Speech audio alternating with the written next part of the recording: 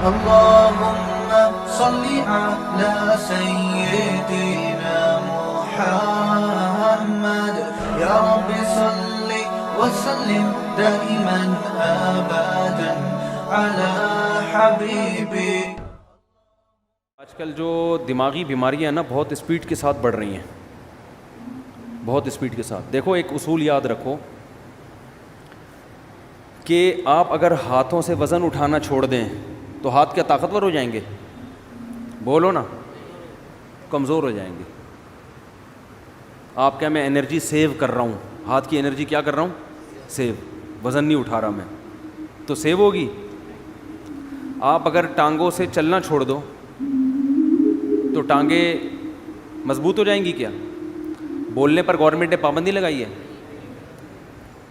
تو یاد رکھو جب ہم بچپن سے ہی نا ٹینشنوں کے اگر ہم عادی ہوتے ہیں, کچھ نہ کچھ ٹینشن ملتی رہتی ہے, تو انسان کے جو اعصاب ہے نا وہ ٹینشن برداشت, ٹینشن کا ویٹ اٹھاتے اٹھاتے باڈی بلڈر بن جاتے ہیں وہ, یعنی ویٹ لفٹر بن جاتے ہیں وہ.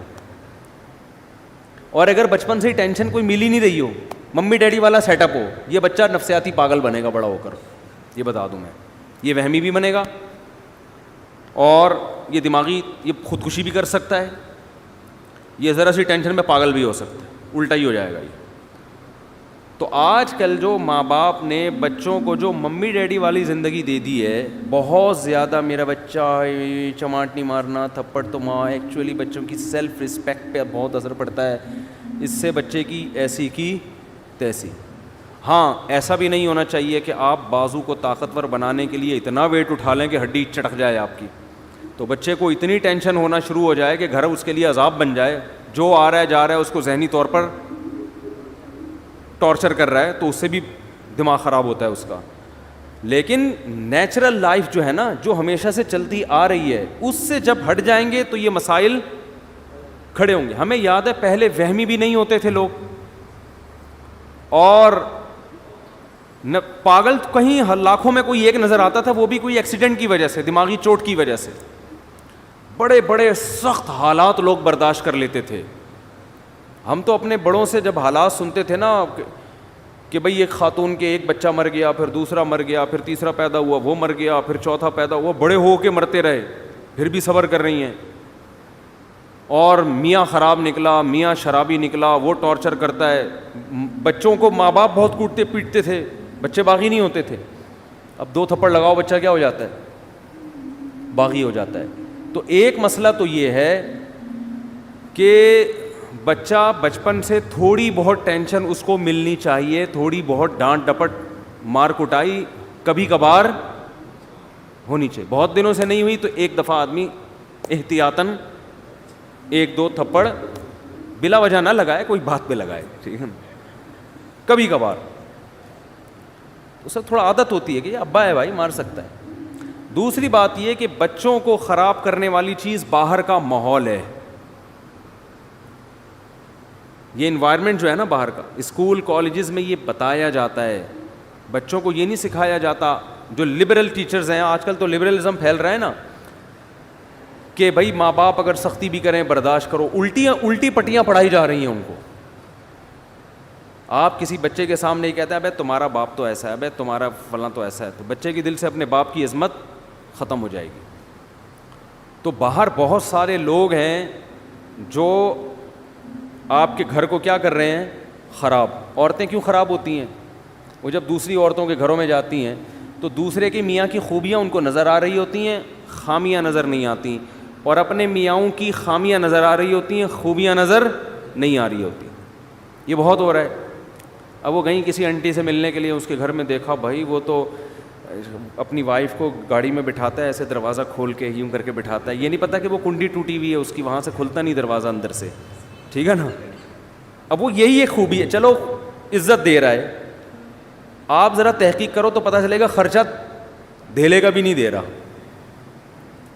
مجھے کبھی پچھلے ہفتے ایک فیملی کا میٹر سامنے آیا کہ خاتون نے کسی نے بتایا کہ وہ شوہر اس خاتون کو بہت عزت دیتا ہے, بہت رسپیکٹ کرتا ہے اپنی وائف کو. دیکھیں ایک وہ شوہر ہے, اتنی رسپیکٹ, اتنی عزت, اور اتنی اس کے غم میں شریک ہوتا ہے, اس سے اپنی باتیں شیئر کرتا ہے, اور ایک ہمارے میاں ہیں وہ خاتون بتا رہی ہیں مجھے, ایک ہمارے میاں ہیں. میں نے تحقیق کی, میں نے کہا مجھے پتہ چلا کہ وہ جو اتنی عزت دے رہے ہیں نا میاں, اس کی بیوی جاب کر رہی ہے, اپنا خرچہ اپنے بچوں کا خود اٹھا رہی ہے, میاں اپنا خرچہ الگ اٹھا رہے ہیں. اور یہ جو خاتون ہے نا جن کے میاں اتنی عزت نہیں دے رہے, یہ سارا خرچہ خود اٹھا رہے ہیں. میں نے کہا آپ کا میاں اس سے کروڑا گنا بہتر ہے. یہ انگریز والے اخلاق ہے تھینک یو کہنے والے, روکھڑا خرچ کرنے کا ہے ہی نہیں. اور بھائی تمہارے میاں نے تمہیں گھر دے دیا لے کے, تمہیں گیس بجلی کا, اب ایک تھینک یو رہ گیا اس کی زبان پہ, چھوڑ دو یار, اس میں کیا جا رہا ہے یار. ساری ذمہ داری تمہارے میاں نے تمہاری اور تمہارے بچوں کی اٹھائی ہوئی ہے. تو اب وہ اس طرح سے عزت نہیں دے رہا, دے تو بہت اچھی بات ہے, لیکن اس کی عزت دیکھ کے دھوکا مت کھاؤ. اس کو بولو کہ ایسا کر, تو ایسا کر کے, اچھا بیگم کو بولو کہ ٹھیک ہے, اس خاتون کا شوہر بولے ٹھیک ہے بیگم اب میں اتنے ہی پیسے تمہیں دوں گا جتنا وہ اپنی بیوی کو دے رہا ہے, اور اس کے بدلے تھینک یو مجھ سے صبح شام 25 دفعہ لے لیا کرو, ہر بات پہ تھینک یو اور عزت دو. عورت تیار ہوگی, عورت کہے گی پیسے دے دیا کرو, بے شک اس سے پہلے 10 گالیاں اور اس کے بعد 20 گالیاں. اگر آپ کا سیٹ آپ کو 25-30 گالیوں کے بعد 50,000 روپے دے, آدمی کہتا ہے 25 اور دے دے لیکن پیسے دے دے. قربانی تو یہ ہے نا, بہت مشکل ہے, بہت مشکل. اسی طرح بہت سے والدین اپنی اولاد پہ خرچ کر رہے ہیں, خون پسینہ بہا کے, رکشے چلا کے, ٹھیلے لگا کے اپنے بیٹے کو کھلا رہا ہے. بیٹا 1-2 تھپڑ سے بدگمان ہو جاتا ہے کہ میرا باپ مجھے مارتا ہے, میرا باپ مجھ سے کٹائی کی تھی. بہت بے شرمی کی بات ہے, وہ تیرا باپ تیرے لیے کما رہا ہے, خون پسینہ بہا کے تیری روٹی کا انتظام کر رہا ہے, عزت کے ساتھ تجھے گھر میں بٹھایا ہوا ہے. تو کسی کے بھی احسانات دیکھے جاتے ہیں, احسانات کا حجم زیادہ ہے تو یہ چند چیزیں اگنور کی جاتی ہیں, ورنہ تو پھر انگریز ہم سے بہت اچھے ہیں, ایک دھیلا بھی خرچ نہیں کرتے, نہ اپنی اولاد پہ نہ اپنی بیوی پہ.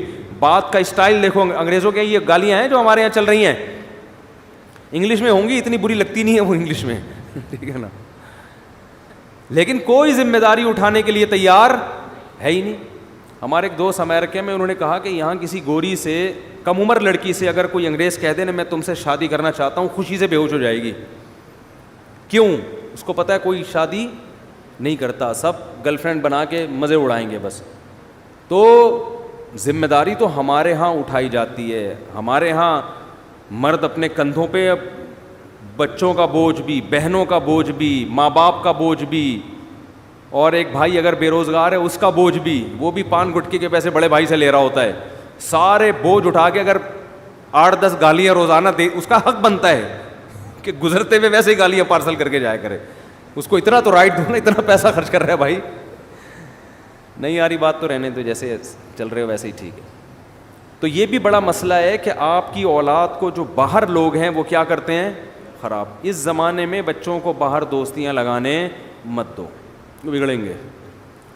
ان کو صحیح راستہ دکھانے والے کم ہوتے ہیں, بگاڑنے والے مارکیٹ میں زیادہ ہوتے ہیں. تو ایک وجہ تو وہ ہے کہ ٹینشن آج کل لوگوں کے پاس ہے ہی نہیں نا. تو جب تھوڑی, آپ کو پتہ ہے سویڈن میں خودکشی کا ریشو سب سے زیادہ ہے, اور اس کی وجہ یہ ہے کہ سویڈن ٹینشن فری ملک ہے. حیرت کی بات ہے, جس ملک میں ٹینشن زیادہ, غربت زیادہ ہے نا, بے روزگاری, غربت, وہاں خودکشیوں کا ریشو کم ہے. یہ کتنی بڑی حقیقت ہے, سمجھ میں نہیں آ رہی بات. دیکھو پاکستان ایک پسماندہ ملک ہے نا, اتنی خودکشی نہیں ہے یہاں پہ. یعنی آپ خود اندازہ لگاؤ نا کہ سویڈن میں بے روزگاروں کو الاؤنس ملتے ہیں. یعنی جو لوگ سویڈن ہو کر آئے ہیں وہ کہہ رہے ہیں ٹینشن تلاش کرنے سے نہیں ملتی یہاں پہ. گوگل پہ سرچ کرنا پڑتا ہے بھائی, کسی کے پاس ٹینشن ہو تو تھوڑے دن کے لیے چاہیے. پاکستانیوں کو چاہیے ہوتی ہے نا, وہ پریشان ہو جاتے ہیں ٹینشن کیوں نہیں. تو اس کے باوجود سب سے زیادہ خودکشی کہاں ہو رہی ہے, اس کنٹری میں ہو رہی ہے. کیوں ہو رہی ہے؟ اس کی وجہ یہ ہے کہ قدرت کی طرف سے ذرا سی کوئی پریشان, قدرت تو دیتی ہے ٹینشن, چاہے آپ کا ملک ٹینشن فری ہو جائے, اللہ کی طرف سے ٹینشنیں آتی ہیں تو وہ برداشت نہیں کر پاتے. برداشت نہیں کرتے تو جا کے وہ لٹکنے کی کوشش کرتے ہیں اور کھمبوں سے چپکنے کی کوشش. اس کا یہ بڑا نقصان ہوتا ہے. اور کوئی بات پوچھنی ہو بھائی؟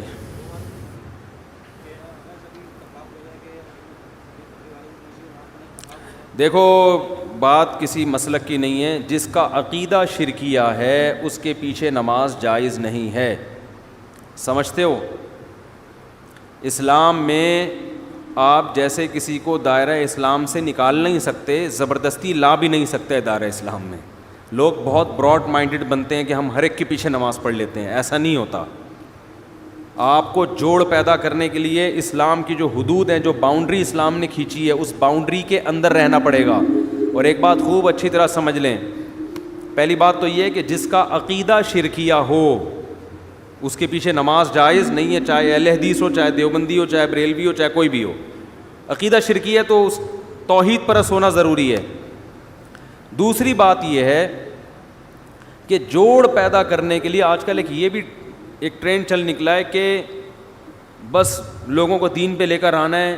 اس کے لیے اسلام کی جو بیسک اصول ہیں انہی کی دھجیاں اڑا دی جاتی ہیں. تو لوگوں کو دین کے قریب کرنے کے لیے آپ جو اسلام کے بنیادی اصول ہیں, اسلام نے جو باؤنڈری کھینچی ہے اس میں تبدیلی نہیں کر سکتے. نبی صلی اللہ علیہ وسلم نے 13 سال مکہ میں دعوت دی ہے, چند لوگوں کے سوا کوئی بھی ایمان نہیں لے کر آیا. اور مشرکین کیا کہتے تھے کہ تھوڑی سی لچک پیدا کر دیں, تھوڑی سی ہماری بات مان لیں. آپ نے مصلحتاً بھی ان کی بات نہیں مانی کہ اسلام کی جو بنیادی احکام ہے نا ان میں کمپرومائز نہیں ہوگا. جن چیزوں کا انتظامی معاملات سے تعلق ہے, مینجمنٹ سے, ان میں تو جیسے صلح حدیبیہ میں آپ نے بہت ساری چیزوں میں مانی ان کی بات. لیکن اگر وہ یہ معاہدہ کرتے کہ آپ ایک نماز چھوڑ دیں تو نبی اس شرط کو تسلیم نہیں کرتے. بھائی نماز بھی نہیں چھوڑ سکتے, روزہ بھی نہیں چھوڑ سکتے, داڑھی بھی نہیں کاٹ سکتے ہم, ٹھیک ہے نا, چوری کو جائز بھی نہیں, زنا کی بھی اجازت نہیں ہو سکتی. تو اسی طرح یاد رکھو آج کل ایک بہت بڑا مسئلہ یہ ہو گیا ہے کہ ہماری حدود ساری ختم ہوتی چلی جا رہی ہیں. اور یہ بھی ذہن میں رکھیں کہ نبی صلی اللہ علیہ وسلم کی سیرت میں جہاں ہمیں معاف کرنا ملتا ہے وہاں انتقام لینا بھی ملتا ہے. اب یہ کام ہوتا ہے کہ کون سا موقع معاف کرنے کا ہے اور کون سا موقع انتقام لینے کا ہے. بعض دفعہ انتقام لینے میں فائدہ زیادہ ہوتا ہے. علماء نے لکھا ہے, دیکھو نبی کتنے رحمت للعالمین تھے نا, کتنی رحمت تھی, لیکن خودکشی ایک شخص نے کی, نبی نے اس کا جنازہ نہیں پڑھایا. حالانکہ آپ تو رحمت للعالمین ہیں, اور اس کا جنازہ فی نفسی ہی جائز بھی ہے, تو مسلمان نہ وہ. علماء کہتے ہیں, اس حدیث کی روشنی میں علماء کہتے ہیں کہ جو خودکشی کرے گا مسجد کا مقتدی رہبر یا کوئی بڑا عالم اس کا نماز جنازہ نہ پڑھائے, بائیکاٹ کرے. لیکن ہم کیا کر رہے ہوتے ہیں یہاں پہ, نہیں بھائی اس کی تعریفوں پہ پول باندھ رہے ہوتے ہیں. وہ جو انڈیا میں ایک لڑکی نے خودکشی کی تھی نا, بہت لوگوں نے ترس کھایا. میں نے کوئی ترس والا بیان نہیں کیا, میں نے کہا اللہ مغفرت کرے, مسلمان تھی لیکن کوئی اچھا کام نہیں کیا. یہ واجب التعزیر ہے بھائی. تم جرم بھی کر رہی ہو اور ساری دنیا کو بتا کے دریا میں چھلانگ لگا کے اور بھی لوگوں کو کہہ رہی ہو کہ سب چھلانگیں مارو. یہ تو بے صبری ہے نا.